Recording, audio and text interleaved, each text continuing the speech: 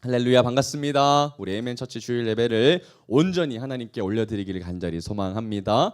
우리는 계속해서 주일마다 출애굽기 여정을 이어나가고 있습니다. 여러분, 지난주 말씀 우리 함께 복습하겠습니다.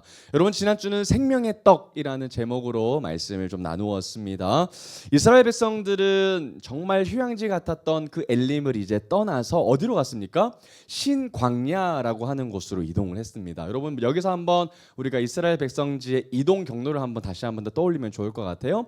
이스라엘 백성들이 홍해강을 건너고 어디로 갔습니까? 가장 첫 번째 이르게 된 곳은 쓴물이 있었던 마라라는 지역이었어요. 그죠? 그런데 그 마라에서 하나님이 단물로 바꾸어 주시고 정말 천국과 같았던 엘림으로 하나님이 인도하셨던 것을 여러분들이 기억하실 겁니다. 그죠? 그리고 다시 새로운 땅 신광야로 하나님이 인도하셨는데 그곳에서 뭐가 내립니까? 하늘에서 만나와 메추라기가 내렸다라고 여러분들 생각하시면 좋을 것 같아요. 왜 이걸 기억해야 되냐면 오늘 또 새로운 지역으로 이동하게 되기 때문이라는 겁니다. 그래서 잘 기억해 주시면 좋을 것 같아요. 어찌됐든 지난주는 그 신광야라는 곳에 가서 이스라엘 백성들이 어떻게 됩니까? 또다시 불평으로 시작했던 장면을 우리가 좀 보게 됐습니다. 뭐 때문에 불평했었죠? 먹는 것 때문에 그랬어요. 바로 직전의 장에서 보면 그들이 목말라서 불평을 했는데 이번에는 뭐 때문에 불평한다고요? 배고파서 불평한다는 거예요. 그래서 먹고 그리고 마시는 것 때문에 여전히 그들은 불평해 했다라는 겁니다. 근데 여러분, 사실 그들은 불평했으면 안 됐습니다. 왜 그렇죠? 이미 그들은 목말랐을 때 하나님이 자신들의 갈증을 해결해 주셨던 경험이 있어요, 없어요? 있었기 때문에 불평하기보다 뭐 해야 됩니까? 하나님을 기다리고 기도하면 하나님이 어련히 알아서 주실까요? 그렇게 믿음이 좀 보였으면 좋겠는데 그들은 그렇게 하지 않고 그들은 모세에게, 아론에게 그렇게 갖은 몹쓸 말을 하면서 불평하고 원망했다라는 겁니다. 그런데 하나님은 그들을 멸하시지 아니하시고 어떻게 하셨죠? 그들에게 하나님이 말씀해 주셨습니다. 어떤 말씀을 주셨어요? 이제 하늘에서 음식이 비같이 내릴 거야 라고 축복의 말씀을 해주셨는데 단순히 거기서 말씀이 끝나는 것이 아니라 조건을 붙여주셨어요. 분명히 성경은 이거를 테스트, 시험이라고 약속하셨는데 그게 뭐였습니까? 날마다 일용할 양식을 가서 주어라 라는 것이 하나님의 조건이었어요. 그러니까 여러분, 이게 쉬워요, 어려워요? 굉장히 쉬운 거죠. 나가서 음식을 매일같이 죽기만 하면 된다는 거예요. 그래, 하나님의 말씀에 순종만 하면 된다는 거죠. 그러니까 그 다음 날을 나가기 귀찮아서 미리 음식을 주워 와서는 안 되는 거라는 거죠. 그죠? 그래서 날마다 하나님의 은혜를 바라보며 매일의 음식을 나가서 줍는 믿음이 필요했었고 또 음식을 쌓아놓고 싶은 그런 마음의 어려움도 가지지 말라 그러셨던 거죠. 매일 하나님이 우리에게 음식 공급해 주실 것이다. 그것만 따르면 했었던 시험이었다는 거예요. 그런데 그들이 이 시험을 잘 통과합니까? 못 통과합니까? 통과하지 못한다는 게 정말 안타까운 장면이라는 거예요. 그리고 특별히 또 하나님의 조건이 있었습니다. 뭐였죠? 특별히 여섯째 날에는 음식을 2배로 주어라고 하셨어요. 이게 이상하죠. 왜 그 평소에 있는 음식을 2배로 줍고 3배를 주면 안 됐습니까? 음식이 그 다음날 아침에 완전히 썩어져 버렸죠. 반나절 만에 완전히 음식이 부패고 벌레가 생겼는데 희한하게 여섯째 날에는 음식을 2배로 주어서 그 다음날을 준비하게 하셨는데 그때는 음식이 상했어요, 안 상했어요? 상하지 않았다는 거예요. 이것도 기적이죠. 근데 왜 하나님이 6번째 날에 음식을 준비하게 하셨어요? 7번째 날에 뭐였기 때문에? 하나님의 거룩한 안식일이었기 때문에 그렇다는 거예요. 그래서 7째 날에는 만나와 메추라기가 하늘에서 내리지 않으니까 그래서 6째 날에 미리 뭐해라? 준비해서 7째 날을 대비하라라는 것이 하나님의 목적이었는데 이스라엘 백성들이 어떻게 합니까? 7째 날이 됐더니 또 아침에 누군가가 주우려고 나가는 모습을 모세가 봐요, 안 봐요? 본단 말이에요. 그러니까 모세가 얼마나 답답했겠습니까? 아니 6째 날에 나가서 음식 2배로 줍는 게 그렇게 힘들어? 아니 너희들이 농사 짓는 것도 아니고 너무 땀을 뻘뻘 흘리면서 일하는 것도 아니고 그냥 하나님의 말씀대로 첫째 날부터 5째 날에는 매일같이 음식을 하루의 양을 주우면 되는 거고 6째 날에는 2배를 주었다가 7째 날에 그냥 주었던 음식을 먹으면 되는 거 아니야 라고 했지만 이스라엘 백성들은 자신의 욕심 따라서 또 준비하지 못하는 게으름 때문에 그들은 하나님의 시험에 완전히 실패하고 말았다는 것이 여러분 지난주 이야기였다는 겁니다. 너무나도 슬펐죠. 그런데 여러분, 그럼에도 불구하고 하나님은 그들을 벌하시지 않으셨다는 것이 굉장히 놀라운 은혜였다는 겁니다. 그리고 그들을 계속해서 인내하시면서 만나와 메추라기를 몇 년 동안 그들에게 공급하셨다고 나왔죠. 무려 40년이요. 언제까지입니까? 그들이 하나님께서 보여주시는 새로운 땅 가나안 땅에 들어가기 직전까지 하나님은 그들에게 무상으로 만나와 메추라기를 공급하셨다라는 겁니다. 그리고 여기서 나아가서 이 떡은 단순히 그들의 육의 배를 채우는 것으로 끝나는 것이 아니라 후에 오실 누구를 상징한다는 그림이었죠. 예수 그리스도. 나는 생명의 뭐다? 떡이다. 하늘에서 내려온 신령한 떡이다라고 얘기하시면서 이 만나의 사건을 언급하셨던 예수님을 예표했던 사건이었다는 것을 여러분들이 기억하실 겁니다. 그래서 만나와 메추라기는 육의 것을 채우지만 예수 그리스도를 먹고 마심으로 뭐가 채워지는 거죠? 영의 양식이 채워진다라고 얘기했습니다. 누구든지 목마르거든 누구에게 가라고요? 주님에게 가서 우리의 갈증을 해결해야 된다라는 것이 지난주 말씀의 핵심 내용이었죠. 그리고 나서 이제 여러분 출애굽기 17장으로 이제 넘어갑니다. 오늘도 출애굽기 17장 1절부터 16절까지 오늘 전체를 가게 될 텐데요. 여러분 오늘은 제가 먼저 말씀드립니다. 너무 중요합니다. 그래서 오늘은 진짜 귀를 어느 때보다 더 귀를 쫑긋 여시고 각자에게 말씀하시는 놀라운 하나님의 음성 가운데 집중하시기를 간절히 소망하고 축복합니다. 오늘 말씀 제목은 여호와 니시입니다. 여러분 성경에 보면 여호와의 이름에 대해서 여러 가지 분류가 되어 있는데 가장 먼저 나오는 이름이 창세기에 보면 여호와 이레 하나님이 나옵니다. 그 모리아산 번제 때 자기의 아들 이삭을 대신해서 하나님께서 준비하셨던 제물을 보고 아브라함이 이제 여호와 이레라는 것을 이제 이야기되고요. 그리고 나서 두 번째 하나님의 이름이 바로 여기서 또 등장을 하는 여호와 라파 하나님 우리가 봤죠. 그리고 이제 세 번째 이름이 여기서 등장하는 여호와 니시 하나님까지 오늘 우리가 살펴보게 될 겁니다. 여호와 니시 하나님에 대해서 오늘 말씀을 좀 나눌 텐데요. 오늘 말씀을 한번 보도록 하겠습니다. 출애굽기 17장 1절 말씀입니다. 우리 같이 한번 더 출애굽기 17장 1절 말씀을 우리 한번 읽어보도록 하겠습니다. 시작. 이스라엘 자손의 온 회중이 여호와의 명령대로 신광야에서 떠나 그 노정대로 행하여 르비딤의 장막을 쳤으나 백성이 마실 물이 없는지라. 한번 밑줄 한번 꺼보면 좋을 것 같아요. 르비딤. 와우, 여러분 새로운 장소로 이동했습니다. 가장 먼저 그들이 있었던 장소는 어디라고요? 마라, 그리고 엘림, 그 다음에 신광야, 그리고 이제 어디로 가는 거예요? 르비딤이라는 장소로 이제 이동하고 있다는 거예요. 근데 여러분 그 장소를 새롭게 가는 곳이 르비딤이라는 장소인데 오늘 너무 중요하기 때문에 외우셔야 됩니다. 르비딤. 근데 르비딤에 가는 것이 그들 백성들의 뜻 때문에 이동하는 거예요? 아니죠. 뭐 때문이라고 나옵니까? 초반부에 보면 이렇게 나와요. 이스라엘 자손의 온 회중이 누구의 명령대로? 하나님의 명령이었다는 거예요. 그러니까 여러분 신광야를 떠나는 것이 그들의 원함 때문에 일어나는 일이 아니에요. 뭐 때문이라고요? 하나님께서 가라고 하셨기 때문에 그들이 새로운 땅인 르비딤으로 이동하고 있다는 것을 여러분들이 기억하시면 좋을 것 같습니다. 여러분 그들이 지금 어디로 가고 있는 걸까요? 마라를 지나서 엘림을 지나서 그리고 신광야를 지나서 르비딤으로 가고 있는데 장차 가나안 땅을 가게 될 거지만 그 중간에 반드시 그들이 가야 할 곳이 있어요. 그곳이 어디냐면 바로 시내산입니다. 시내산에서 나중에 그들이 십계명 받거든요. 그래서 그들이 하나님의 산인 거룩한 성산에 가기 위해 지금 가고 있다는 것이고요. 르비딤이라는 지명의 위치는 굉장히 하나님의 산인 시내산과 거리가 굉장히 가깝습니다. 그래서 이제 곧 우리가 십계명 받겠구나라는 것들을 여러분 염두에 두시면서 오늘 장소에 대한 이동을 기억하시면 좀 좋을 것 같아요. 근데 여러분 지금 그들이요 만나와 메추라기로 배부릅니다. 엄청 배부른데 르비딤이라는 새로운 곳에 가서 장막을 쳤더니 텐트를 쳤더니 또다시 뭐가 일어난 겁니까? 어떤 문제가 일어난 거예요? 또다시 갈증 이슈가 터진 거예요. 여러분 조금 전까지 그들은 배불러 먹고 있었습니다. 그렇죠? 그러니까 만나와 메추라기가 부족하지도 않고요. 계속해서 하늘에서는 매일같이 만나와 메추라기가 떨어지고 있는 상황이고요. 그리고 지금 당장 목이 마르긴 하지만 그 직전에 마라에서 하나님이 뭐 주셨어요? 단물로 바꿔주셨고 엘림이라는 곳에 12샘물에서 마음껏 물을 마시게 해주셨어요? 안 해주셨어요? 해주셨단 말이죠. 그러면 지금 이 당장에 새롭게 찾아온 나의 새로운 이 갈증의 문제를 바라보고 어떻게 반응해야 되겠습니까? 이제 이 정도면 어떻게 해야 돼요? 좀 기다리고 좀 기도하고 좀 기대하면 좀 좋지 않을까 이런 생각이 들어요, 안 들어요? 든단 말이에요. 왜냐하면 너무나도 똑같은 문제에서 계속해서 넘어지기 때문에 그렇거든요. 르비딤에서 이제 새로운 현상이 이제 보여지게 될 겁니다. 분명히 그들은 기억해야 되거든요. 하나님이 나를 버리시지 아니하시고 끝까지 나를 책임지신다. 이거 기억해야 한다는 거거든요. 그런데 그들이 새롭게 갈증이라는 이슈가 찾아왔을 때 그들이 어떻게 반응하는지를 한번 보도록 하겠습니다. 17장 2절입니다. 우리 17장 2절 같이 한번 읽어보도록 하겠습니다. 17장 2절 시작.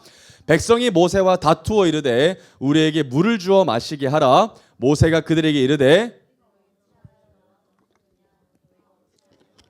시험하느냐. 여러분 다투다 단어 한번 동그라미 쳐볼까요? 다투다.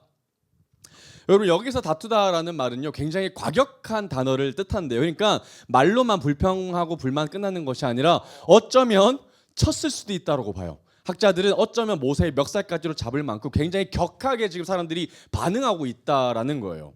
그 이유에 대해서는 여러분들 성경을 읽어 나가시면 이해가 좀 되실 겁니다. 그러니까 백성이 너무나도 분노하고 붕괴했다는 거예요. 뭐 때문이죠? 목마름 때문이거든요. 그래서 이들이 뭐라고 얘기합니까? 우리에게 물을 주어 뭐해라?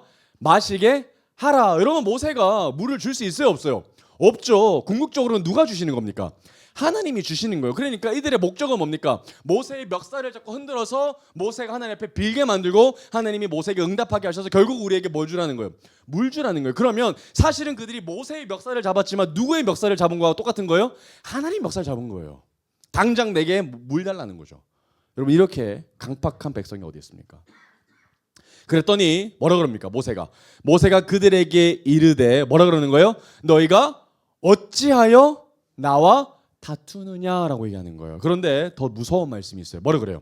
너희가 어찌하여 여호와를 뭐 하느냐?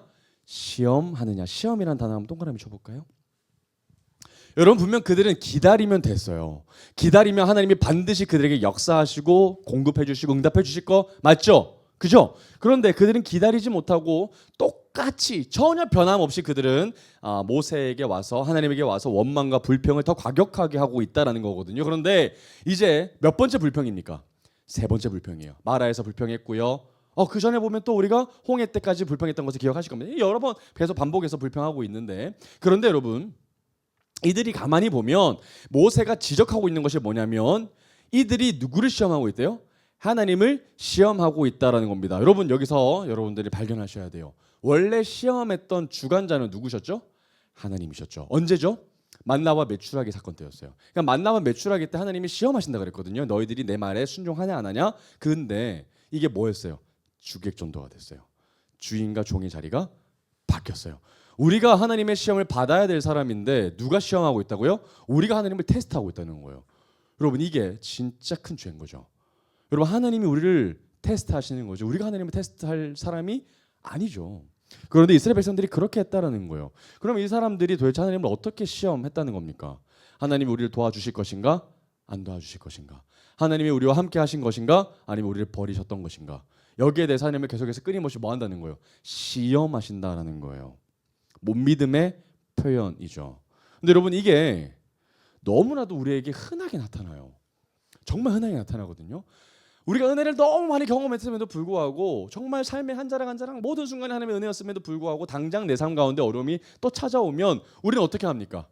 또 하나님을 시험하죠. 하나님 나에게 응답하시지 않는 것 같고 하나님 이제 나를 도와주시지 않는 것 같고 정말 암흑 속에 또 들어간 것 같고 또 하나님을 우리가 시험하는 모습들이 우리에게 얼마나 많은지요. 그런데 그때 하나님이 우리에게 말씀하시는 게 뭐예요? 우리가 하나님을 시험하지 말고 뭐해라? 인내하며 하나님을 믿고 신뢰함으로 기도하며 기대하고 기다려라 라는 것이 하나님의 진짜 마음이시거든요.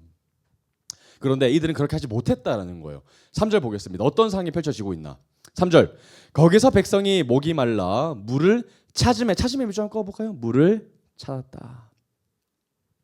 그들이 모세에게 대하여 원망 자주 나오죠. 원망하여 이르되 당신이 어찌하여 우리를 애굽에서 인도해 내어서 우리와 우리 자녀와 우리 가축이 목말라 죽게 하느냐라고 이야기하고 있습니다. 여러분 정말이지 읽을 수 없을 만큼 패역한 백성의 모습이 보이죠. 근데 여러분 여기서 보면 이스라엘 백성들이 누구를 찾아요? 뭘 찾아요? 물을 찾죠. 믿을 것 같죠? 물을 찾았어요. 근데 이들은 물을 찾으면 안 되고 뭘 찾아야 돼요? 하나님을 찾아야 되는 거예요. 여러분 이게 주객 정도입니다. 여러분 찾아야 될 것을 찾아야 돼요.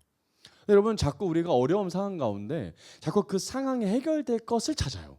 근데 여러분 물론 찾아야 됩니다만 순서가 있죠. 뭐부터 찾아야 된다고요? 순서보다 상황보다 하나님이 찾아야죠. 하나님을 찾아야죠. 근데 여러분 이게 자꾸 바뀌어요. 상황만 해결되면 하나님은 필요 없는 거예요. 근데 여러분 기억하시죠? 가장 먼저 우리가 찾아야 될 것은 누구다고요? 하나님이라는 거예요. 물보다 앞선 것은 하나님이라는 거예요. 아무리 목말라도 물보다 더 앞서야 찾아야 될 것은 하나님이라는 거예요. 그런데 이들은 하나님을 찾았다는 말이 온데간도 없습니다. 살펴볼 수가 없어요. 그러면서 그들이 해야 하면 안 되는 정말 해서는 안 되는 말을 합니다. 그게 뭐예요? 당신이 어찌하여 우리를 애굽에서 인도해 내어서 우리와 우리 자녀와 우리 가축이 목말라 죽게 하느냐라고 이야기하고 있다는 겁니다. 여러분 제가 이 장면을 상상해봤어요. 여러분 남자가 뭐 여러 주인공에서 사랑하는 여자친구가 악당들에게 잡혔다고 한번 생각해 봅시다. 근데 남자친구가 너무나도 여자를 사랑하는 마음에 목숨을 걸고 악당의 소굴에 들어가서 어떻게든 여자를 빼내왔습니다. 그런데 탈출하는 과정이 정말 쉽지 않아요. 그래서 탈출하다가 또다시 그들은 붙잡혔습니다. 그런데 여자친구가 이렇게 저주합니다. 가만히 날 내버려 두지. 괜히 나한테 와가지고 내가 죽게 하는도다. 차라리 악당의 소굴에 근원에 있었다면 나는 거기서 먹을 수도 있었을 텐데 네가 괜히 찾아와가지고 내가 여기서 비참하게 죽을 것 같다라고 얘기한다면 남자친구 입장은 어떻게 될까요? 비참함이죠. 여러분 절대 해서는 안 되는 말이 바로 이 말입니다. 남자의 몸은 피투성입니다. 이미 강도에게 많은 몸을 해함을 받았는데 오직 그가 온 이유는 뭐예요? 여자를 사랑하기 때문이죠. 거기에 둘 수가 없어서 내 자신이 도저히 버틸 수 없어서 그녀를 사랑하는 마음으로 모든 것을 버리고 왔는데 여자가 상황이 잘 해결되지 않자 아이 왜 왔어? 라고 얘기한다면 남자의 마음이 어때요? 정이 떨어질까 안 떨어질까요? 뚝 떨어집니다 여러분. 저 같으면 바로 오케이 난 간다 이렇게 할 것 같아요. 그런데 끝까지 남자가 버틴다. 여러분 그런데 그분이 누구라고요? 하나님이시라는 거예요. 얼마나 정 떨어진 행동을 많이 합니까? 바로 이 멘트가 진짜 하나님의 있는 정 없는 정 다 떨어버리게 만드는 이야기라는 거예요. 그럴 거면 하지 말지. 당신이 어찌하여 우리 애굽에서 인도해내서 우리와 우리 자녀와 우리 가축이 목말라 죽게 하느냐 이 이야기 한다는 겁니다. 근데 여러분 이들이 그렇게 원망하다가 아까 우리 지난주에 어떤 장면이 연출됐어요? 모세가 그 이야기 딱 듣고 누구를 모시고 와요? 하나님 모시고 와서 딱 뭐합니까? 산자 대미했던 거 기억나시죠? 그러면서 하나님이 이 원망의 소리를 다 뭐하셨다? 들으셨다 하면서 그들이 굉장히 두려워하게 만드셨어요? 안 들으셨어요? 했단 말이에요. 그런데 이들은 그런 것들을 또 까먹고 하나님 앞에 원망하고 있다는 것은 굉장히 이들이 얼마나 악한지를 보여주는 대목이라는 거죠. 근데 여러분 자꾸 왜 이들이 이런 이야기 하는 걸까요? 이럴 거면 애당초에 하지 말지 라는 이야기를 왜 자꾸 하는 걸까요? 근데 여러분 이 이야기를 이들만 하는 것이 결코 아니거든요. 우리도 하거든요. 그러면 한번 우리가 깊이 한번 생각해 봅시다. 이들이 이 이야기를 하는 이유가 있습니다. 한번 깊이 한번 좀 더 들어가 볼게요. 이들이 왜 이런 이야기를 하냐면 이 본질이 있거든요. 뭐냐면 하나님 나를 부르셨으면 하나님 나를 한번 책임지시겠다고 하셨으면 뭐 해달라는 목적이 있는 거예요? 끝까지 잘 이끌어달라는 목적이 있는 겁니다. 그게 바람이 있어요. 그러니까 그 여정 가운데 나를 힘들게 해서도 안 되고 좋은 것만 주시라는 의미가 담겨 있어요? 없어요? 있다라는 거예요. 그래서 하나님 나를 부르셨으면 나에게 꽃길만 걷게 하시지 왜 이렇게 힘든 일을 계속해서 주시냐 이겁니다 여러분. 이거예요. 뭔가 우리 그리스도인들을 착각하기 쉬운 부분입니다. 조그만 어려움이 찾아오면 왜 우리에게 고난이 옵니까? 그리스도인들에게 고난이 없어야 되는 거 아닙니까? 하나님 잘 믿으면 다 잘 돼야죠. 왜 그리스도인이 더 힘들게 사는 것 같고 더 고난이 있는 것 같습니까? 하나님 능력이 없는 겁니까? 라고 오해하는 사람들이 간혹 있다는 것이죠. 그런데 그게 아니고 하나님이 우리에게 왜 이런 어려움과 때때로 고난을 찾아오게 하시는 걸까요? 목적이 있으시겠죠. 꽃길만 걸으면 절대로 하나님 생각 안 합니다. 여러분 꽃길로 걸어가는데 누가 하나님 의지하겠어요? 그럼 고난의 축복인 이유는 여기 있는 거죠. 그래서 그리스도인들은 하나님이 때때로 우리에게 축복도 주시지만 고난을 때로는 주시면서 하나님을 더 바라보게 하시는 것 같다라는 거죠. 그래서 오늘 우리가 찬양했던 그 광야에 대한 찬양도 뭡니까? 사실은 광야가 우리 가운데 힘듦을 주지만 오히려 그곳에서 하나님이 역사하시는 것을 세밀하게 느낄 수 있는 장소이기 때문에 더 기쁜 장소가 되는 것이죠. 그런데 여러분 하나님 믿는데 나에게 축복만 주시면 되지라는 이야기는요. 사실 하나님에게는 가장 큰 모멸감이 될 수 있습니다. 그럼 제가 이 이야기들을 놓고 어떤 한 학자가 이렇게 설명하더라고요. 이 이야기는 하나님에게 가장 큰 수치다. 하나님에게 가장 큰 모멸감이다. 왜냐하면 여러분 하나님의 명예가 있지 않습니까? 하나님 명예가 있거든요. 근데 하나님의 백성들이 하나님의 은혜를 까먹고 계속해서 하나님에게 하나님 나를 부르셨으면 끝까지 잘되게만 해주셔야지 왜 나에게 고통 주셔가지고 고난 주셔서 하나님을 자꾸만 엎드리게 하고 바라보게 만듭니까? 라고 얘기한다면 이 사랑이 다른 사람들이 보기에 어떻다는 거예요? 굉장히 비참하다는 거예요. 비참한 거거든요. 남녀 관계를 제3자가 세상에 바라볼 때 남자가 너무 불쌍해 보인다는 거예요. 여러분 이게 뭐라고요? 하나님의 모멸감이고 수치감이라는 거예요. 근데 그걸 누가 주고 있다고요? 여자인 우리가, 신부인 우리가 주고 있다는 겁니다. 얼마나 슬퍼요. 17장 4절입니다. 모세가 어떻게 반응하는지 한번 볼게요. 자, 모세가 여호와께 부르짖어 이르되 내가 이 백성에게 뭐 할까? 어떻게 하리까? 그들이 조금 있으면 내게 뭘 던지겠나이다? 와우. 여러분, 그래서 아까 이 토론에 대한 이야기가, 항해한다는 이야기가 단순히 말로만 이야기하는 게 아니고요, 진짜 멱살 잡고 흔들고요, 자칫하면 뭐 하겠다는 거예요? 죽이겠다는 거예요. 그리고 얼마나 이스라엘 백성들이 완악했는지 보이시죠? 이들이 이렇게 반응하는 이유가 뭡니까? 물 때문이에요. 물 때문에. 얼마나 이들이, 그리고 여러분, 한 번도 물을 경험하지 못한 이들이 아니라 하나님이 강권적으로 역사하셔 그들을 돌보셨는데도 불구하고 그거 새까맣게 있고 또다시 불평을 하고 있다는 겁니다. 불가능한 일이죠. 정말로 안 돼서는 일들인데, 그러니까 모세가 이들을 보고 어떻게 반응했다는 거예요? 하나님, 이 백성에게 도대체 제가 어떻게 하겠습니까? 여러분, 이 백성은 싸웠습니다. 완악하게 그지없습니다. 바로보다 더합니다. 그러니 하나님, 이들을 제가 도대체 어떻게 컨트롤할 수 있고 어떻게 하나님이 인도하시는 그 가나안 땅으로 제가 이끌어갈 수 있겠습니까? 제가 보니요, 하나님, 이들은 소망이 없습니다. 끝났습니다. 하나님이 이렇게 기회 주셨는데도 불구하고 받아 먹지를 못하는 실패한 백성입니다. 소망이 없어요. 끝났어요, 하나님. 이런 마음으로 지금 하나님께 모세가 부르짖고 있는 거예요. 하나님, 이 백성은 실패했다. 이 백성은 끝났다. 그러니까 버리시고 새롭게 하나님이 디자인하셔라라는 의미가 여기 모세의 담정에 담겨져 있는 거예요. 그런데 하나님이 17장 5절에서 반응하십니다. 17장 5절 뭐라고 얘기하셔요? 여호와께서 모세에게 이르시되 백성 앞을 지나서 이스라엘 장로들을 데리고 나일강을 치던 내 지팡이를 손에 잡고 가라. 여러분, 하나님이 뭐 하셔야 돼요? 진멸하셔야 돼요. 와, 야, 이 백성 썩었어. 이 백성은 끝났어. 야, 다 없애. 야, 모세만 나랑 함께 가고 새로운 백성을 만들자. 이렇게 얘기하셔야 되는데 뭐 하신다는 거예요? 다시 하나님이 개입하시고 역사하신다는 거예요. 너무 놀랍죠. 그런데 모세에게 뭐라 그러십니까? 모세야, 백성 앞을 지나서 이스라엘 장로들을 데리고, 왜 이스라엘 장로들을 데리고 가냐면 앞으로 할 일들에 대해서 증언자 역할을 하게끔 하는 거거든요. 이스라엘의 장로들을 데리고 나일강을 쳤던 그 지팡이, 여러분, 이 지팡이가 어떤 지팡이입니까? 모세와 함께 하셨던 놀라운 하나님의 역사가 담겨져 있는 지팡이죠. 그래서 바로 앞에 사람들 앞에서 이 지팡이가 뱀으로 변하기도 했고요, 또 나일강은 피로 변하게 하기도 했고요, 또 나중에 지나서는 홍해가 갈라지게 하기도 했고요, 또 마라의 물이 이제 십자가로 인해서 뭐 해야 됩니까? 단물로 변하게 되는 일들도 경험했다는 거죠. 그러니까 하나님의 일하심, 하나님의 역사의 상징이었던 그 지팡이를 다시 뭐 하라는 거예요? 들고 나가라는 거예요. 그러면 앞으로 뭐가 일어나겠다? 하나님의 초자연적인 역사가 다시 한 번 더 일어나겠다는 겁니다.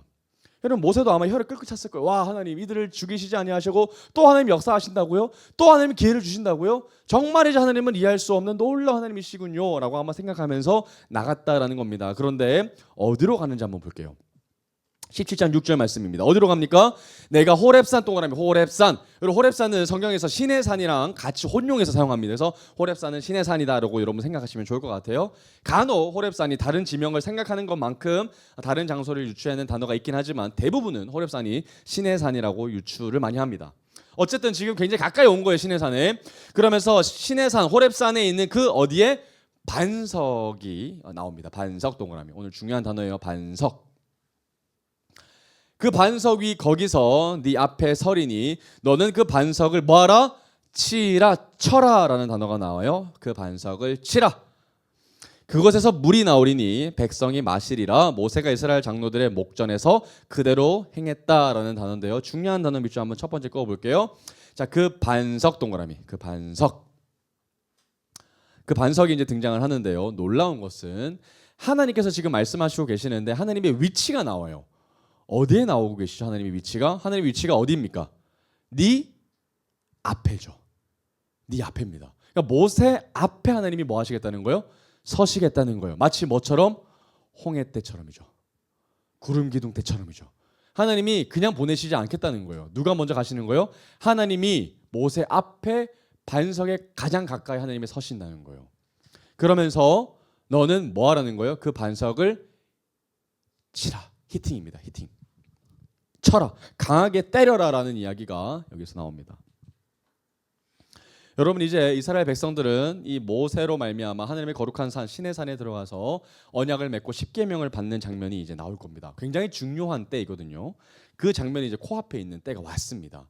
그런데 이 중요한 장면에 하나님께서 반석으로 하나님이 모세를 초청하시는데 모세만 보내는 것이 아니라 하나님이 모세 앞에 지금 서셨다는 것을 우리가 말씀을 통해서 보고 계신다는 거거든요. 그리고 르비딤에 있는 한 반석, 시내산에 가까운 호렙산의 반석을 치게끔 명하셨더니 그 반석이 어떻게 됩니까? 쪼개지고 그리고 그 안에서 뭐가 나와요? 샘이 터져 나오는 거예요. 그리고 그 샘이 터져 나와서 백성들이 허겁지겁 뭐 합니까? 거기서 다시 물을 퍼서 마시는 장면이 나왔다는 겁니다. 그럼 여러분 한번 상상해 볼게요. 여러분 이 반석이 클까요? 작을까요? 크겠죠. 왜냐하면 사람들이 물을 마셔야 될 정도의 샘이 터져 나오려면 요만한 반석 치면 됩니까? 안 됩니까? 안 되죠. 그러니까 엄청 큰 반석을 아마도 쳤을 때 거기서 샘이 터져 나와서 물이 막 사방으로 흘러 나왔던 흔적이 있어야 될 겁니다. 그죠? 그러나서 이 사람들은 그곳에 다시 이스라엘 백성들이 하느님의 구원하심을 경험해야 한다라는 겁니다. 근데 여러분 중요한 것은 왜 치게 하셨을까요? 여기서 나오는 치다라는 단어가 앞에 먼저 살펴봤거든요. 이스라엘 백성들이 누구를 치려고 그랬어요? 모세를 치려고 그랬죠. 돌로 죽이려고 그랬죠. 그런데 여러분 사실은 이스라엘 백성이 모세를 치는 것이 아니라 누가 누구를 쳐야 됩니까? 하나님이 이스라엘 백성을 치셔야 되거든요. 그런데 하나님이 이스라엘 백성들을 치시는 것이 아니라 누구를 칩니까? 생뚱맞은 반석을 치게 하셨다는 거거든요. 이에 대해서는 우리가 조금 더 살펴보도록 하겠습니다. 왜 그렇게 하셨을까? 어찌됐든 이스라엘 백성들은 그곳에 터져 나왔던 놀라운 이 반석에 터져 나오는 샘물을 마시고 엄청 기뻐했을 겁니다. 막 벌컥벌컥 마시니까 이제 좀 갈증이 해결된 것 같아요. 그러면 이제 그때서야 어떤 장면이 연출이 됩니까? 좀 뻘쭘하거든요. 왜요? 내가 그토록 원망과 불평했던 것이 이해가 됐기 때문입니다. 여러분 이 장면이 여러분 잘 이해가 되셔야 되는데 이런 예를 한번 들어볼게요. 아들이 여러분들의 자녀가 있다고 생각해 봅시다. 아들을 여러분들이 유치원 갔는데 여러분들이 하루를 좀 쉬게 돼서 휴직을 좀 받아서 휴일이 돼서 아들이 알 수 없게 갑자기 이런 마음이 듭니다. 오늘 아들을 좀 데이트해야 되겠다. 1대1 데이트해야 돼서 내가 에버랜드를 데리고 가야지라는 마음을 먹고 유치원에 신나게 갑니다. 그래서 유치원에서 생활을 보내고 있는 아들에게 갑니다. 그래서 아들아 아빠랑 갈 때가 있으니까 잠깐 나와서 짐 싸고 집에 가자라고 얘기했더니 아들이 자지러 줍니다. 싫어! 나 친구랑 놀아야 돼! 얘기합니다. 근데 여러분 아빠는 지금 어떤 계획이 있어요? 아들이랑 에버랜드 갈 계획이 있는데 아들은 알아요 몰라요? 몰라요. 그래서 당장 뭐가 보이는 거예요? 눈앞에 보이는 친구와 게임이 보이는 거죠. 놀이가 보이는 거죠. 그래서 안 가려고 합니다. 그래서 막 억지로 데리고 가서 막 자지러지고 있는데 막 억지로 차에 태워서 출발하는데 아빠가 가고 싶을까 안 가고 싶을까요? 그럼 가고 싶으면 싹 사라집니다. 그런데 그때서 아빠가 얘기합니다. 사실은 아빠가 집에 가는 게 아니고 너랑 데이트하고 싶어서 에버랜드 가는 거야. 그러면 애가 어떤 표정이에요? 진짜? 라는 이야기보다 어떤 표정이에요? 그래? 이게 뻘쭘이죠. 내가 그토록 원망해서는 안 됐었다는 것을 알게 되는 거죠. 당황스럽고 그리고 원망에 대고 불평했다는 것을 아빠에 대해서 조금 겸연쩍고 미안해하는 감정이 여기 나오는 거죠. 아마 이스라엘 백성도 똑같았을 겁니다. 그렇게 하나님 앞에서 원망하고 불평했던 자신의 모습을 생각하면서 하나님 다 채워주시는데 내가 너무 그랬나? 그리고 모세의 멱살을 잡았던 사람은 얼마나 뻘쭘했겠습니까? 17장 7절입니다. 자, 그곳에 이름이 나와요. 뭐라고 그래요? 그가 그곳 이름을 뭐라 그런다고요? 다 동그라미 쳐볼게요. 마사 또는 무리바. 마사 무리바. 조금 더 대중적인 유명한 단어는 이제 무리바 같은데요. 뭐 상관은 없습니다. 어쨌든 마사나 무리바. 그리고 그 앞전에 물과 관련되어 있는 또 다른 샘은 마라. 여러분 좀 머리에 기억하시면 좋을 것 같아요. 이제 새로운 샘물이 나옵니다. 그게 이제 마사, 무리바라고 이제 지역을 했고요. 자, 그 지명에 대해서 뭐라고 얘기합니까? 설명하는데요. 이는 이스라엘 자손이 뭐했다? 다투었다. 다투었다. 그리고 또는 그들이 뭐했다? 여호와가 시험한 것이 아니라 누가 시험했다고요? 백성들이 여호와를 시험했다. 자, 그리고 이르기를 여호와께서 우리 중에 계신가 안 계신가 했다. 자, 이게 바로 어떤 뜻이라는 거예요? 마사 무리바에 대한 지명의 이름이라는 거예요. 여러분 마라의 연못과 같이 이름이 의미가 있습니다.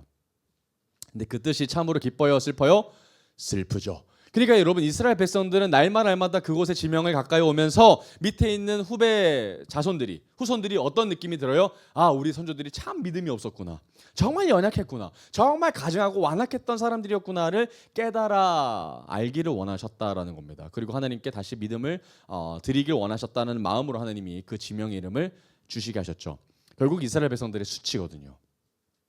불명예스러운 사건이죠. 그런데 여러분, 이스라엘 백성에게 수치가 아니라 사실은 누구에게 수치입니까? 하나님에게 수치죠. 세상이 알지 않습니까? 그곳에 이름이 마사, 그 사람들이 여호와를 시험했더라.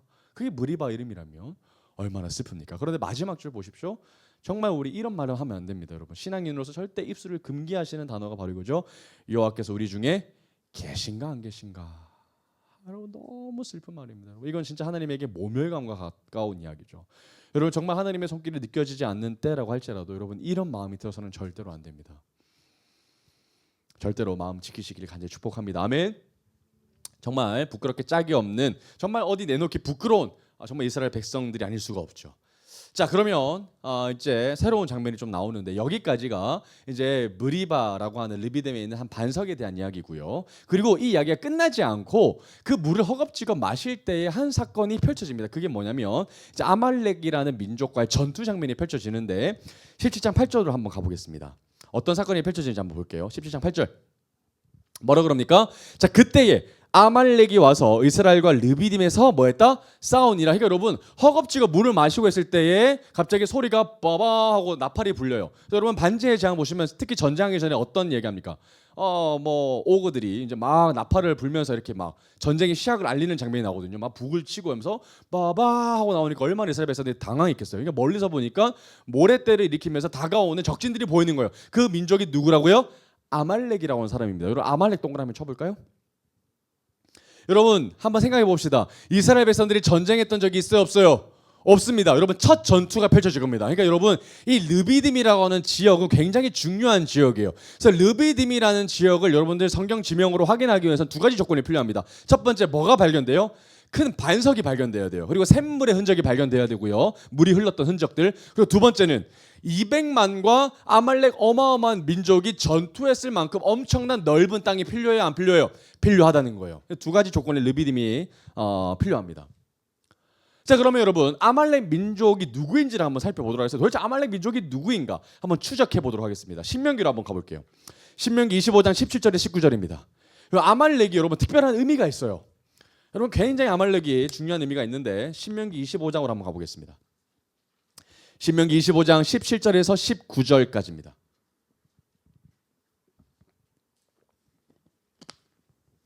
아말렉에 대한 이야기가 몇 부분 나오는데요. 그 중에 한 부분입니다. 신명기 25장 17절에서 19절까지 말씀입니다. 신명기 25장 17절에서 19절까지. 자, 뭐라고 나와요? 제가 한번 읽어볼 테니 눈으로 한번 따라와 주세요. 동그라미 쳐보시고요. 자, 너희는 애굽에서 나오는 길에, 이건 출애굽이죠, 그죠? 출애굽 때에 누구? 아말렉, 동그라미. 아말렉. 자, 아말렉이 등장합니다. 그런데 아말렉이 어떤 일을 했겠어요? 자, 내게 행한 일을 기억하라. 잊지 말라는 거예요. 18절에서 행한 일이 나옵니다. 곧 그들이 너를 길에서 만나 네가 어떨 때에? 피곤할 때. 또 내 뒤에 떨어진 약한 자들, 그러니까 노약자나 그리고 처자식들이죠. 그런 사람들을 뭐 했다는 거예요? 쳤다는 거예요. 하나님을 두려워하지 않는 민족이다라고 얘기하고 있어요.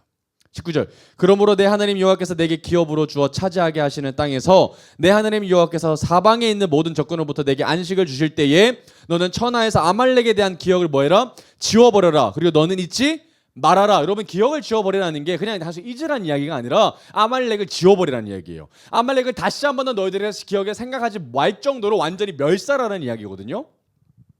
여러분, 아말렉이 어떤 민족입니까? 되게 얍삽한 민족이에요. 그러니까 진짜 저는 이렇게 표현합니다. 모기 같은 존재예요. 그러니까 약해했을 때, 방심했을 때 떨어져 나간 노인들 공격한 사람들이에요. 그러니까 얼마나 여러분, 이게 진짜 전쟁의 기본 게 룰이 있고 예의가 있지 않습니까? 그런데 그럴 때마다 뒤에 쫓아가가지고 노인들 죽이고 여자 죽이고 애기들 죽였다라고 한다면 여러분, 이스라엘 입장에서는 굉장히 가증스러운 민족이라는 거예요. 그리고 이 짓을 바로 아말렉이 했다는 겁니다. 그러니까 하나님이 특별히 아말렉에 대해서는 안 좋은 말씀을 갖고 계신다는 거예요. 그런데 여러분, 타고 한번 올라가 보겠습니다. 도대체 아말렉이 어디서 등장했는가? 근데 놀랍게도 아말렉의 주인공이 등장합니다. 창세기로 한번 가볼게요. 창세기 36장 12절입니다. 너무 비참해요. 창세기 36장 12절로 한번 가보겠습니다. 창세기 36장 12절. 도대체 아말렉이 누구로부터 출발했던 자식인가?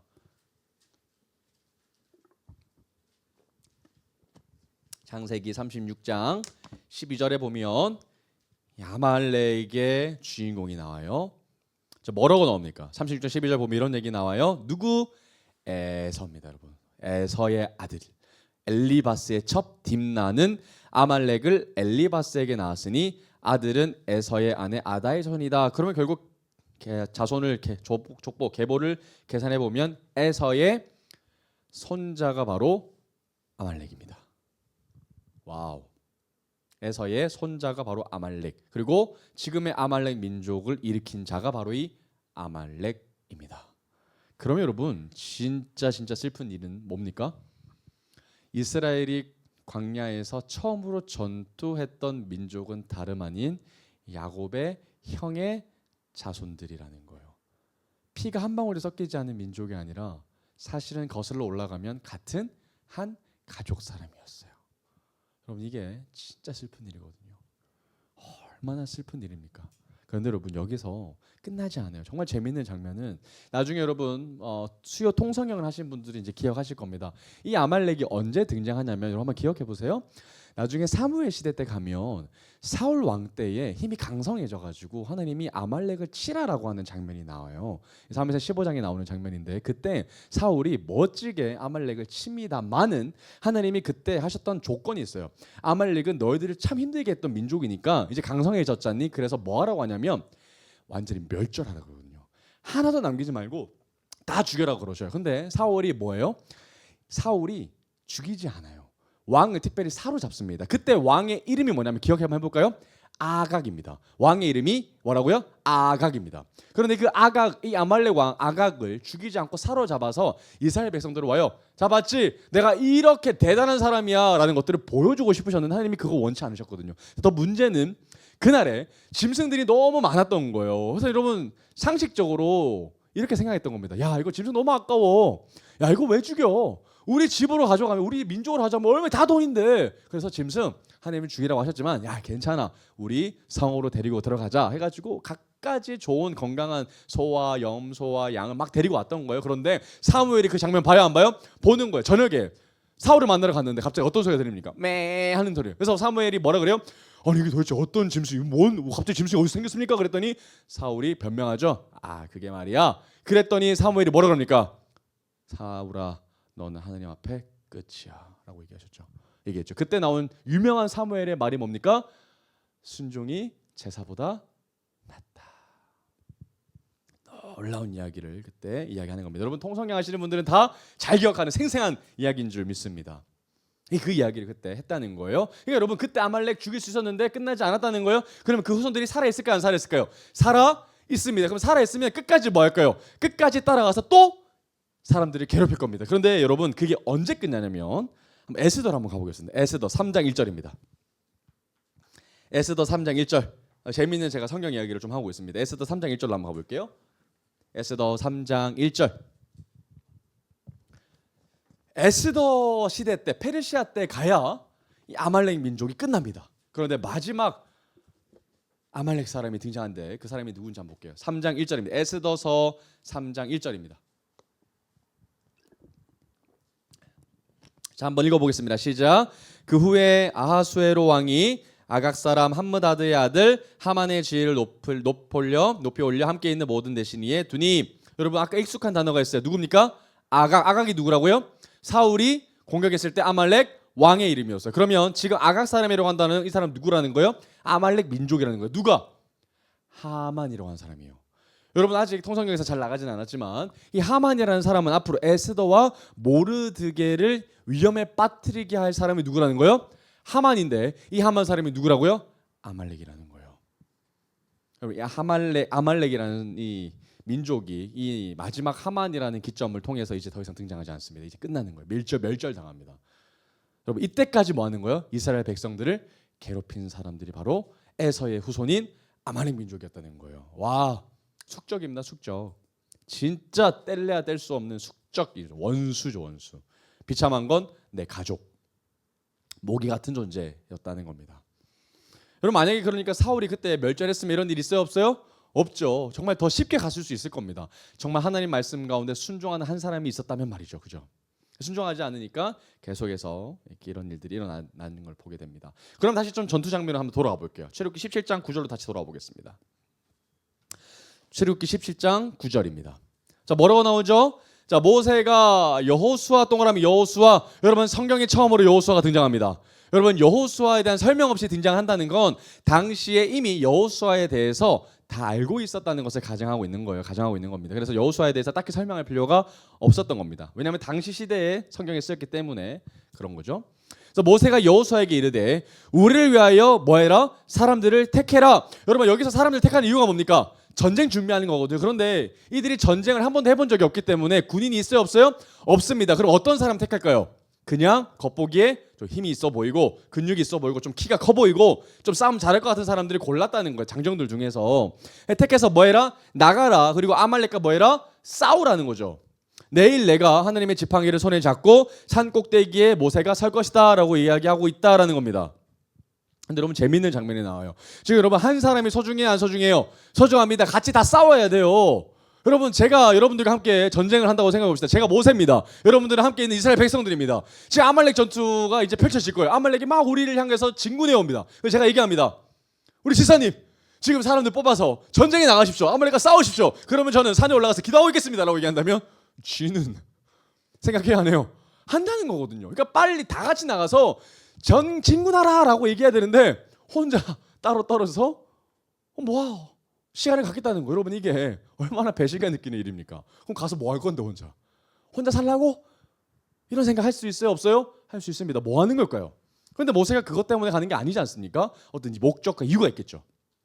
그래서 모세가 뭘 가지고 갑니까? 내일 내가 하나님의 뭘 들고? 지팡이. 여러분 이 지팡이 아까 어떤 일 행했어요? 반석 쳤던 지팡이죠. 하나님의 초자연적인 기적을 가져왔던 그 지팡이를 다시 손에 잡고 산 꼭대기로 올라갑니다. 산 꼭대기 올라가는 거예요. 모세도 쉽지 않았을 거예요. 나이가 많기 때문에 올라가서 그곳에서 이제 뭘 할 겁니다. 그 다음 절입니다. 17장 10절입니다. 자, 여호수아가 모세의 말대로 행합니다. 군말 안 해요, 그죠? 여호수아가 모세는 안 가십니까? 이런 얘기 해야 안 해요? 안 합니다. 그냥 가요. 여호수아 멋지죠? 10장 10절입니다. 여호수아가 모세의 말대로 행하여 아말렉과 싸우고, 자, 근데 모세가 뭐 하는지가 나와요. 뭐 합니까? 자, 모세 동그라미 그리고 아론 동그라미 홀 동그라미. 모세, 아론, 훌 이런 세 사람을 여러분 기억하시면 좋겠어요. 모세, 아론, 훌. 이 세 사람이 산 꼭대기에 올라갑니다. 그러니까 모세 혼자 올라간 것이 아니라 아론과 훌이라는 사람이 같이 올라갔던 장면이 지금 나와 있습니다. 그럼 뭐 할까? 이 세 사람이 도대체 전쟁 안 하고 뭐 할까? 11절입니다. 뭐라고 나와요? 모세가 손을 들면 이스라엘이 이기고 손을 내리면 아말렉이 이겼다. 그럼 여러분 올라가서 뭐 하고 있었다는 거예요? 지팡이를 딱 손에 잡고 모세가 전장을 향하여 손을 들고 있었다는 거예요. 그런데 놀라운 일이 일어나고 있는 거예요. 모세가 손을 들고 있을 때는 전장의 판세가 어떻게 되고 있는 거예요? 이기고 있는데 손을 팔이 아파서 내렸더니 전쟁이 지고 있더라라고 얘기하고 있다는 거예요. 놀라운 일이 있는 거예요. 여러분 그러니까 모세가 팔을 내릴 수 있어요? 없어요? 없는 거죠. 그냥 계속 들고 있어야 되는 거예요. 그런데 문제는 팔이 아파요? 안 아파요? 아픕니다. 12절. 모세의 팔이 피곤하매 그들이 돌을 가져다가 모세 아래에 놓아 그가 그 위에 앉게 하고 아론과 훌이 한 사람은 이쪽에서 한 사람은 저쪽에서 모세의 손을 붙들어 올렸더니 그 손이 해가 지도록 내려오지 아니한지라. 여러분 세 명이 지금 함께 손을 들고 있는 장면이 나와 있다는 겁니다. 여러분 아마도 다 공감하실 겁니다. 요즘은 학교에서 그런 일이 잘 없는데 옛날에는 학교 선생님이 체벌을 많이 하셨어요. 그래서 흔하게 했던 일이 뭡니까? 야 벽에 붙어가지고 기부치고 손 들고 있어 라고 얘기한다면 학생들이 어떻게 합니까? 한 3분 정도는 잘 들고 있습니다. 그런데 3분 넘어가고 5분이 되면 팔이 아파서 전부 다 손을 팔 잡고 이렇게 막 배배 온몸을 꼽니다. 근데 여러분 한 5분 10분만 지나도 팔 잘 못 듭니다. 그런데 모세가 지팡이를 잡고 해가 질 때까지 손을 들고 있었다면 여러분 정말 대단한 거죠. 근데 여러분 아마도 팔을 내릴 수 없었기 때문인지 모르겠습니다. 팔을 내리면 사람들이 죽어나오고 있기 때문에 그렇죠. 어떻게 지도자로서 팔을 내릴 수 있겠어요? 그래서 팔이 계속 들고 있다가 너무 아프니까 아론과 훌이 뭐 합니까? 팔을 옆에서 딱 잡아서 같이 올리고 있는 거예요. 그러면 이 팔은 누가 아파요? 세 명 다 아픕니다. 아론과 훌도 밤새도록 잡아줘야 되기 때문에 힘들고 모세도 좀 내리고 싶은데 못 내리게 하니까 힘들고 세 명이 다 땀을 뻘뻘 흘리면서 전쟁은 여호수아가 하고 있는데 모세와 아론과 훌도 다 같이 땀을 흘리고 있는 장면을 여러분들 생각하시면 될 것 같아요. 얼마나 힘들었겠습니까? 그런데 17장 13절입니다. 어떤 일이 펼쳐져요? 여호수아가 칼날로 아말렉과 그 백성을 쳐서 무찔렀다라고 얘기하고 있다는 겁니다. 여러분 지금 상식적으로 생각해 보면 모세와 아론과 훌이 팔을 든다고 해서 내가 싸움을 잘하고 안 잘하고 내가 이기고 지고 이런 게 의미가 없죠. 그냥 빨리 내려와서 한 사람이라도 더 칼을 들고 싸우는 게 훨씬 더 도움이 되죠. 그런데 문제는 모세가 팔을 내리면 우리가 전쟁에서 진다는 거예요. 내가 아무리 강해도, 내가 아무리 열심히 싸워도 진다는 거예요. 누가 팔을 내리면? 모세가 팔을 내리면. 그죠? 그런데 반대로 내가 아무리 약해도, 우리의 숫자가 아무리 작아도 모세가 팔을 들면 뭐 한다는 거예요? 이긴다라는 거예요. 그러니까 여러분, 전쟁의 판세는 나에게 달려있는 것이 아니라 누구에게 달려있다고? 모세에게 달려있다는 것이 굉장히 가시적으로 보인다는 거예요. 그럼 거기서 싸우고 있는 모든 사람들이 누가 팔을 떨어지지 않기만을 바라고 있을까요? 모세가 팔을 떨어지지 않기만을 바라고 있었을 겁니다. 특별히 그곳에는 죽어가는 사람들이 있었을 겁니다. 얼마나 사람들이 칼로 막 사람들 죽이고 있었겠어요. 그러면 그곳을 바라보고 있던 이스라엘의 처자식들은, 처들은, 연로했던 아버지들은 아들을 보고 얼마나 애통했겠습니까? 그러니 뭐만 바라봤겠어요? 모세가 팔을 떨어지지 않는 것만 바라보고 기도하고 있었을 겁니다. 그 장면이에요 지금.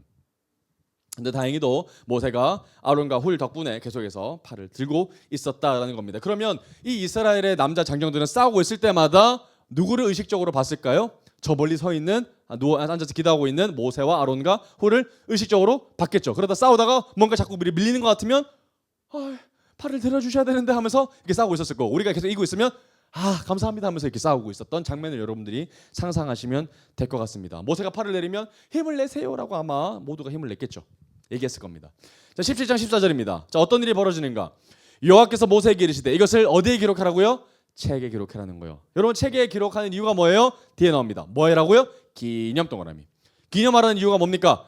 기억하라는 거예요. 그래서 성경이 있는 거죠. 여러분, 그래서 하나님께서는 모세에게 이미 출애굽기를 통해서 이 모든 일들에 대해서 상세히 기록해라라고 하나님에게 명을 받았어요, 안 받았어요? 받았습니다. 자, 여호수아의 귀에 외워 들리라. 여호수아에게도 알려라는 거죠. 그리고 내가 아말렉을 없이하여 천하에서 기억도 못하게 하리라. 여러분, 아말렉을 없애게 하는 것도 이스라엘 백성들입니까? 하나님입니까? 하나님이 하시겠다는 거예요. 하나님이 완전히 멸절하시겠다라고 얘기하고 계신다는 거죠. 그리고 이 모든 일들을 기록해서 너희들 대대로 뭐해라? 기념하고 기억해라 라는 겁니다. 자, 17장 15절입니다. 드디어 나옵니다. 자, 전쟁이 이겼습니다. 아말렉을 완전히 무찔렀어요. 그랬더니 모세가 뭐합니까? 모세가 제단을 쌓고 그의 이름을 뭐라 그랬다고요? 여호와 니시. 밑줄 쫙 그것이 오늘 가장 중요한 단어입니다. 여호와 니시. 여호와 니시입니다. 여러분, 여호와 니시에 대한 정확한 말은 어떤 의미냐면 여호와는 나의 깃발이시다라는 의미가 있습니다. 여호와는 나의 깃발이시다. 그리고 여호와는 나의 승리이시다라는 거예요. 여러분, 지금도요, 전쟁을 해서 게릴라전을 하면 고지를 점령했을 때 뭐부터 꼽습니까? 깃발부터 꼽습니다. 여기 누구 땅이라는 거예요? 우리 땅이라는 거예요. 그러면 그곳에 뭘 꼽는 거예요? 여호와 니시라는 하나님의 승리의 상징의 깃발을 빡 꽂으니까 아말렉과의 그 전투가 있었던 그 리비딤이 누구의 땅이라는 거예요? 하나님 땅이라는 거예요. 그죠? 그걸 기념한다는 거예요. 여호와 니시 하나님, 하나님의 승리하셨다. 여호와는 나의 깃발이시다. 여호와는 나의 승리시다라는 이야기가 바로 모세의 입술을 통해서 고백하고 선포되어진다라는 겁니다. 우리가 자리에서 승리한 것이 아니라 여호와가 승리이기 때문에, 여호와가 나의 승리이시기 때문에 이곳 가운데 뭘 꼽는다? 여호와의 승리의 상징인 깃발을 빡 꼽는다라는 거죠. 그러면 이제 앞으로 이스라엘 백성들뿐만 아니라 다른 사람들도 그곳에 깃발이 꽂혀 있는 걸 보고 뭘 생각했을까요?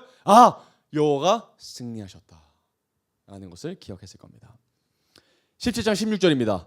이르되 여호와께서 맹세하시기를 여호와가 아말렉과 더불어 대대로 싸우리라 하였더라. 여러분, 깃발 보시고 여호와가 뭐라고 말씀하셔요? 내가 약속한다. 아말렉이 너희들과 싸우는 것이 아니라 누구랑 싸울 거라는 거예요? 하나님이 싸우실 거라는 겁니다. 아말렉은 너희들에게 손에 넘겨졌다라는 거예요. 그러니 여러분, 사울이 너무나도 아각 왕을 사로잡을 수 있었던 이유는 사울이 대단해서가 아니라 누구 때문이었다는 거예요? 하나님 때문이었대요. 그런데 그 공을 누구에게로 돌리고 있는 거예요? 자기에게 돌렸다는 거예요. 그래서 하나님이 보시기에 사울은 뭐했다? 끝났다는 거예요. 여러분이 그래서 사울이 문제였던 거예요. 여러분, 그러니 전쟁은 누구에게 속한 겁니까? 나에게 달려있는 것이 아니라 전쟁은 여호와께 속한 것이죠. 여러분, 이거 누가 고백했던 거예요? 다윗이 고백했죠. 골리앗 앞에서 전쟁은 누구에게 속했다? 여호와께 속한 것인즉이라고 담대하게 골리앗 앞에 나가는 장면이 17장에 나오거든요. 그러면 여러분, 이 출애굽기 17장에서 두 가지 사건을 우리가 봤습니다. 첫 번째 사건 뭐예요? 르비딤 이 무리바 반석에서 물이 터져 나오는 거를 봤고요. 두 번째는 그때 동시에 일어났던 아말렉과의 전투 장면을 우리가 살펴봤습니다. 그러면 이 17장 사건을 통해서 주님이 우리에게 어떤 사건을, 어떤 말씀을 우리에게 알려주고 싶으시고 보여주고 싶으셨던 것일까요? 여러분 다시 한번 17장 초반부를 한번 살펴보겠습니다. 르비딤에 있는 무리바 사건이거든요. 그러면 여러분 궁극적으로 이 반석이 뭘 의미하는 것일까요? 말씀 한번 찾아보겠습니다. 고린도전서 10장 1절에서 4절까지입니다. 고린도전서 10장 1절에서 4절까지입니다.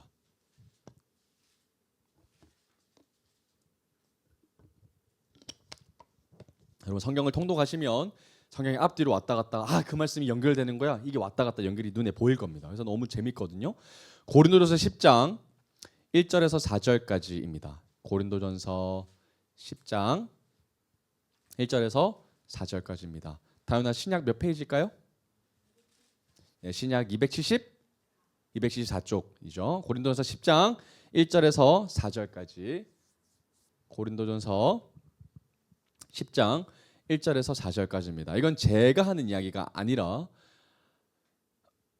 성경에 나와 있는 기록된 놀라운 이야기죠. 바울이 한 이야기를 한번 보도록 하겠습니다. 고린도서 10장 1절에서 4절 우리 같이 한번 읽어보겠습니다. 시작.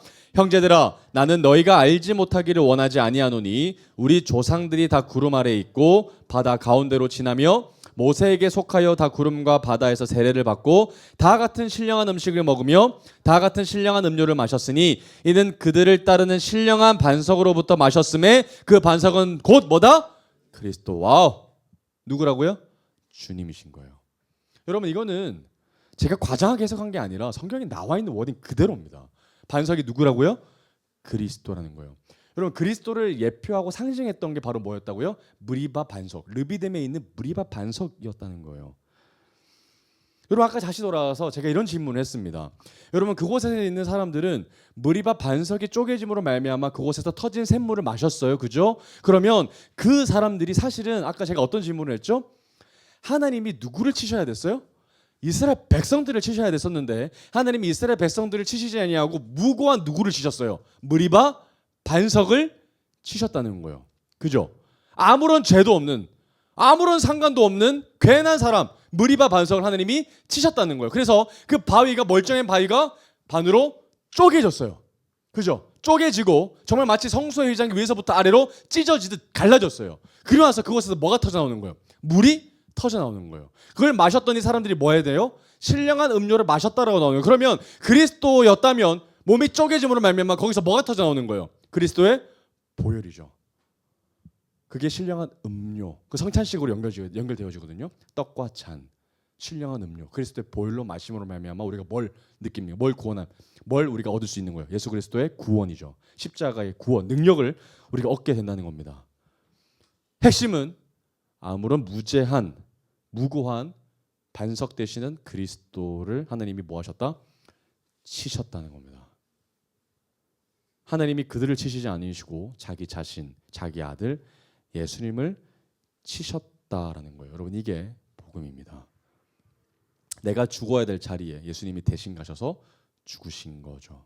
그리고 우리는 목말라 죽어야 됐지만 우리에게 예수 그리스도의 보혈로 먹이셨다는 거예요.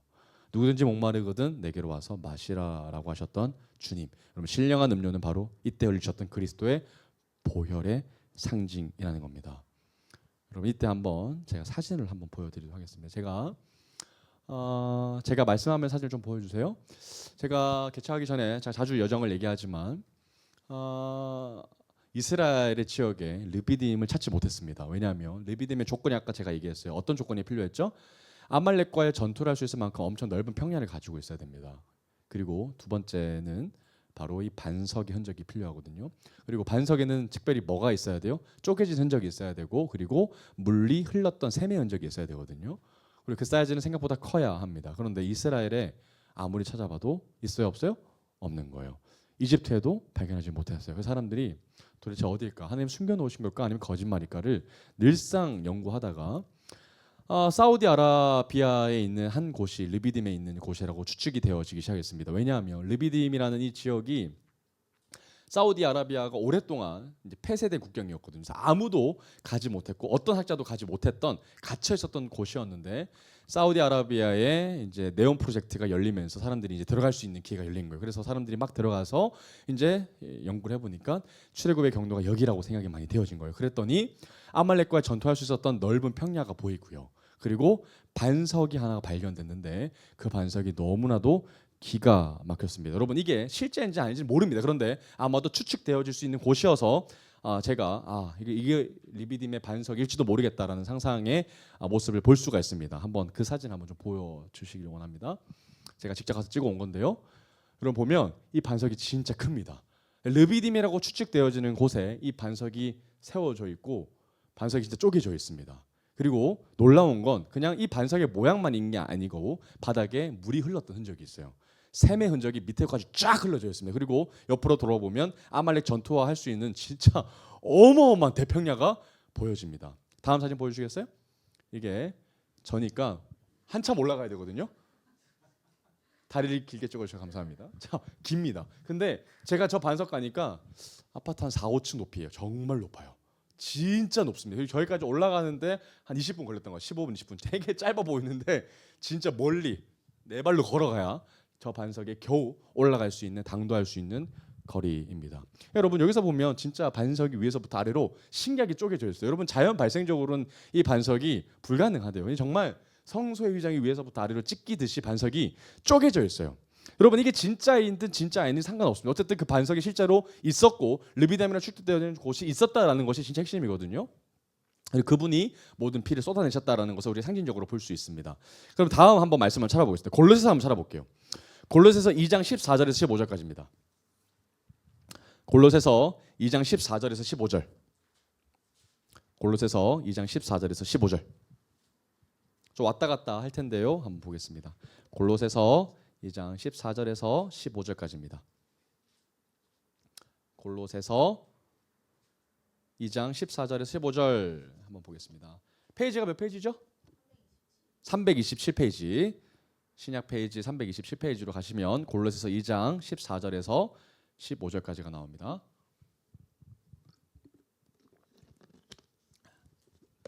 자, 한번 같이 읽어보겠습니다. 시작.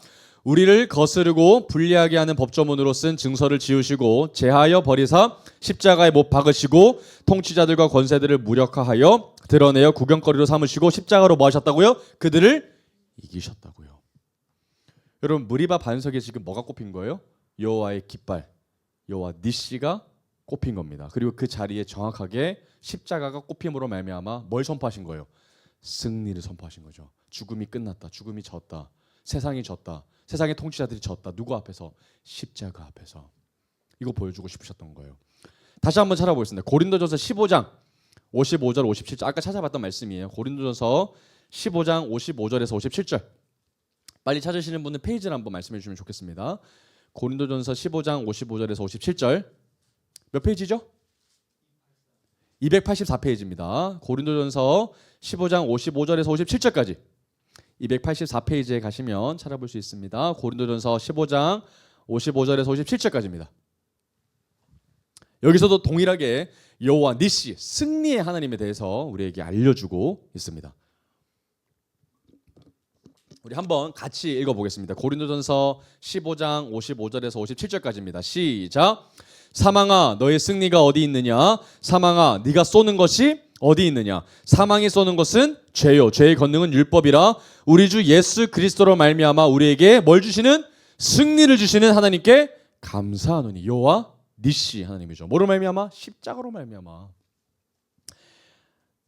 번만 더 찾아보겠습니다. 요한복음 16장입니다. 요한복음 16장 33절. 요한복음 16장 33절입니다. 요한복음 16장 33절.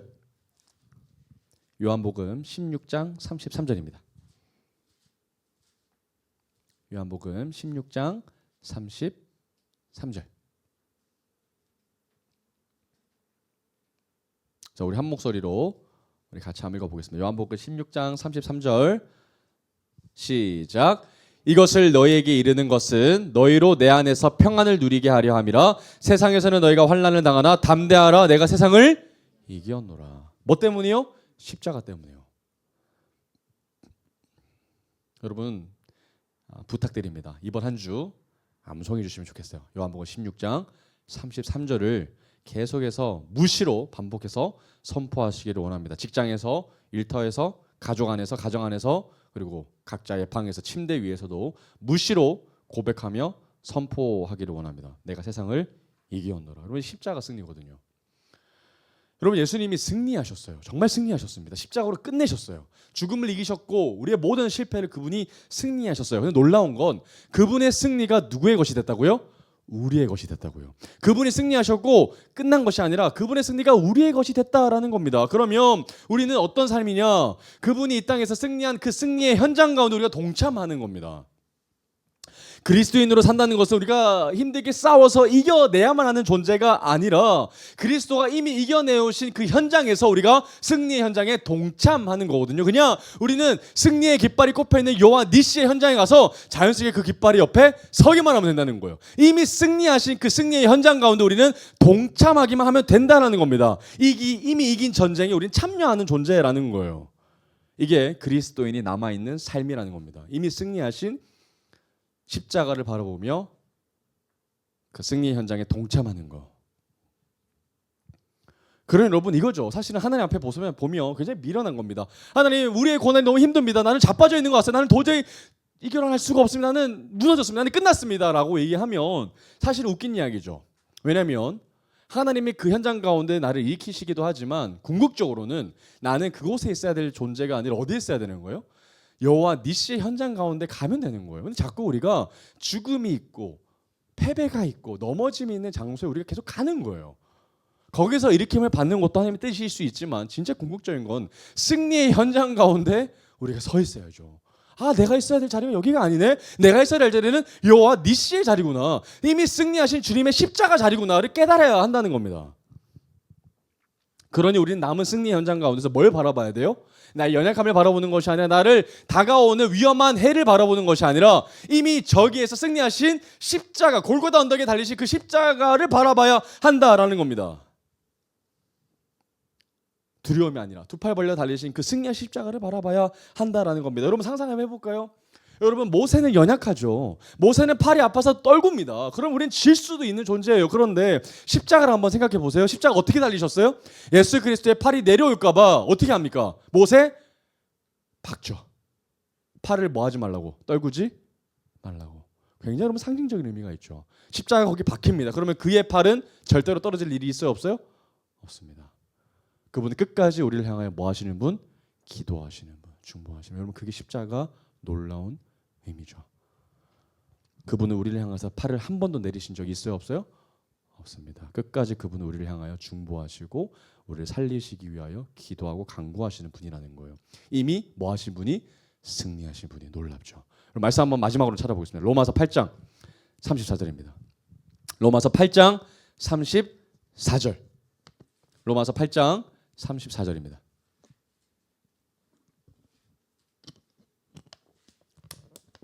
로마서 8장 34절. 로마서 8장 34절 말씀입니다. 여러분 진짜 핵심 말씀입니다. 오늘 말씀을 정리하면서 가장 중요한 말씀 로마서 8장 34절 우리 한 목소리로 읽어보겠습니다. 시작. 누가 정죄하리요? 죽으실 뿐 아니라 다시 살아나신 이는 그리스도 예수시니 그는 하나님 우편에 계신 자요 우리를 위하여 뭐 하시는 분? 간구하시는 분, 중보하고 계시는 분. 어디에서? 이미 승리하신 십자가 위에서 말입니다. 할렐루야. 아멘. 그럼 여러분 오늘 말씀을 잘 한번 여러분들 머릿속에 한번 각인해 보시면 좋을 것 같아요. 이미 그분은 십자가에서 승리하셨습니다. 내가 있는 그 현장에서 전쟁의 현장 가운데에서 주님은 높은 곳에 앉으셔서 무릎 꿇고 우리를 향하여 중보하고 계시는 분이십니다. 그리고 내가 있는 그 장소는 이미 여호와 니시라는 승리의 깃발이 꽂혀 있습니다. 그러면 내게 아무리 나를 넘어뜨리려고 한 해가 내 눈앞에 선명하게 다가온다고 할지라도 우린 그 마음이 무너질 때마다 뭘 바라보면 되는 거예요? 상황과 현실을 바라보는 것이 아니라 살짝 눈을 올리면 저 언덕에서 누가 기도하고 계셔요? 십자가 승리해서 나를 위해서 중보하고 계시는 분이 계시죠. 근데 그분이 어떤 분이시라고요? 이미 승리하신 분. 그럴 때마다 그럼 나는 전쟁의 현장에 다시 돌아와서 어떤 마음이 드는 거예요? 이 전쟁은 이미 이겼어. 이 전쟁은 이미 끝난 거야. 이미 주님이 다 승리하신 거야. 그러면서 다시 담대하게 일어서 뭐 하는 거예요? 남아있는 전쟁을 감당하는 거. 전쟁 현장에 참여하는 겁니다. 여러분 제가 이 이미지가 너무 선명하게 계속 머릿속에 맴돌아서 컴퓨터 도움을 받아서 AI 도움을 받아서 제가 한번 장면을 만들어봤습니다. 출애굽기 홍해를 건넜던 장면처럼 여러분 장면을 한번 만들어봤는데 꽤 잘 나온 것 같아요. 한번 보여주시겠습니까? 우리 이 장면이에요.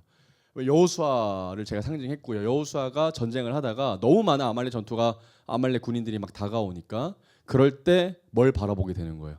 저기 위에서 기도하고 있는 중보하고 있는 모세와 아론과 훌을 봤거든요. 그런데 사실은 그 현장에 서고 있는 승리하신 분은 누구신 거예요? 모세가 아니라 십자가인 거죠. 여러분 정말 저는 이런 삶을 여러분들의 삶이 되기를 간절히 축복합니다. 전쟁의 현장 가운데 상황과 현실을 바라보지 말고 이미 승리하신 십자가를 바라봐야 되는 줄 믿습니다. 그러면 여러분 우리 가운데 담대함이 생길 수밖에 없어요. 야 정신 차려. 이미 이겼어. 이미 예수 그리스도께서 십자가에서 모든 것들을 감당하시고 죽으시고 부활하시고 승리하셨어. 그러면 우리가 죽어 있을 이유가 뭐야? 우리가 여기서 넘어 있을 이유가 뭐야? 우리는 이미 담대하게 승리하신 그 십자가를 바라보며 그때마다 우리는 더 담대하게 우리가 감당해야 될 일들을 감당할 수 있는 것이죠. 우리가 믿음이 약할 때마다 뭘 바라봐야 되는 거예요? 저 위에서 중보하고 계시는 십자가 바라봐야 되는 겁니다. 아멘. 우리 모두 여호수아 같아서 하나님 말씀하실 때 정말 담대하게 남아있는 아말렉 전투 현장 가운데서 승리의 깃발 옆에 전쟁의 승리 현장 가운데 동참하는 저와 여러분들이 되시기를 주님의 이름으로 축복합니다. 아멘. 예수 그리스도가 이미 모든 것을 승리하셨습니다. 아멘. 우리 오늘 시간 가운데 다시 한 번 더 찬양하시면서 우리 기도하며 나아갑시다.